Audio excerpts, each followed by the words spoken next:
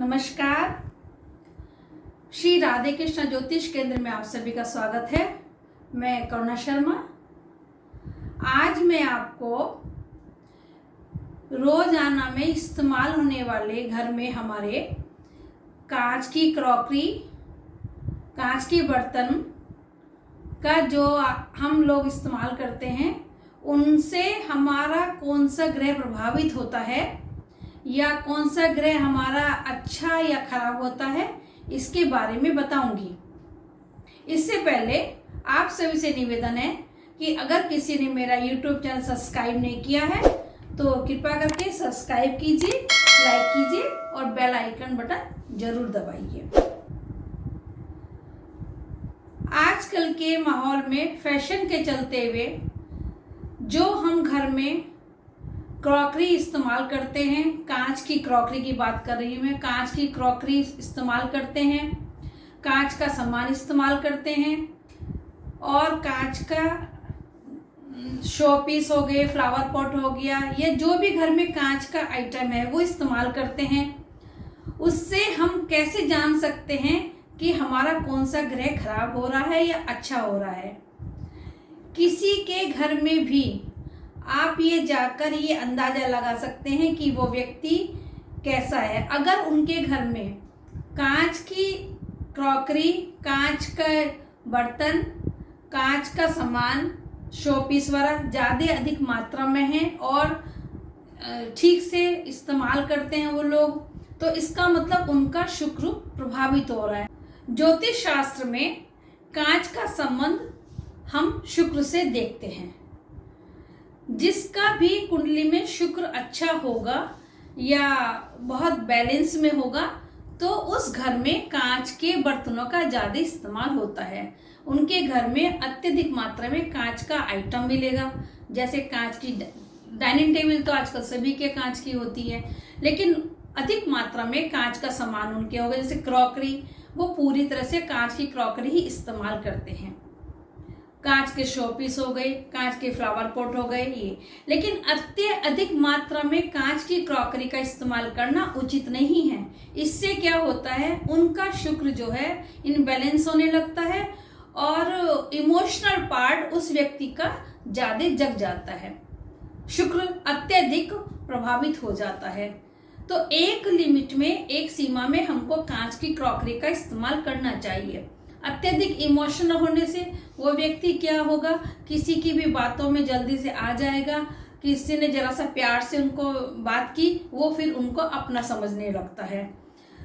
इसका मतलब ये है कि उनका शुक्र पहले से अच्छा है और अत्यधिक मात्रा में उन्होंने जो उसको क्रॉकरी को इस्तेमाल किया है, कांच के बर्तनों का इस्तेमाल किया, उससे वो और ज़्यादा बैलेंस और ज़्यादा प्रभावित हो गया है।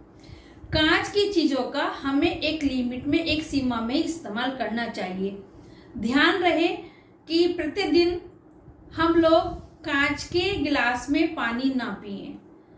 आजकल तो फैशन है, कोई भी गेस्ट आता है तो कांच के गिलास का इस्तेमाल किया जाता है, लेकिन पहले तो स्टील के बर्तन में या तांबे के बर्तन में लोग इसका प्रयोग करते थे। कोई भी गेस्ट आता था तो स्टील के बर्तन में पानी दिया जाता था। लेकिन अभी फैशन के चलते हुए ज़माना भी बदल गया है तो कांच का प्रयोग ज़्यादा होने लगा है।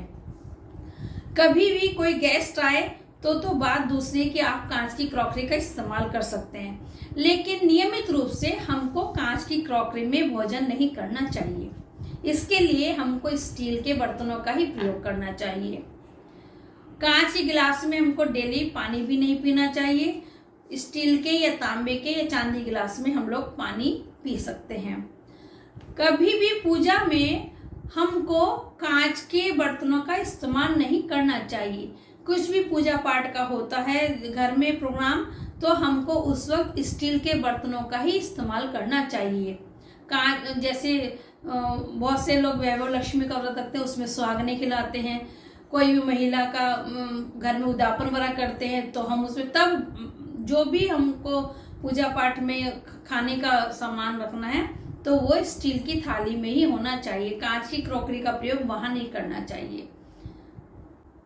अपने शुक्र को ठीक रखने के लिए हमें क्रॉकरी पर, अपने शो पीस पर और कांच का जो भी सामान है उस पर धूल नहीं जमने देना चाहिए, उनको साफ सुथरा रखना चाहिए। कोशिश करें कि कभी बार बार आपके हाथ से कांच की सामान नीचे ना गिरे। हमेशा अपने कांच के सामान को, जो भी चीजें हैं उनको व्यवस्थित करके रखना चाहिए। प्रयास ये रखें कि वो आपके हाथ से बार बार ना गिरे। मतलब कांच के आइटम को ज्यादा टूटना नहीं देना चाहिए।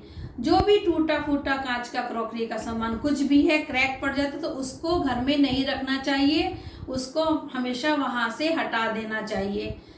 प्रयास ये रहे कि हमको हमेशा क्रॉकरी की चीजों को सलीके से सजा कर रखनी चाहिए। अगर घर में मतलब हमारे ज्यादा क्रॉकरी का सामान है तो कोशिश तो ये करें कि कम से कम रखें, लेकिन फिर भी एक फैशन में भी और अच्छा अब जमाने के साथ चलना होता है तो क्रॉकरी सब घर में रखते हैं, उसको सलीके से रखें और व्यवस्थित रखें।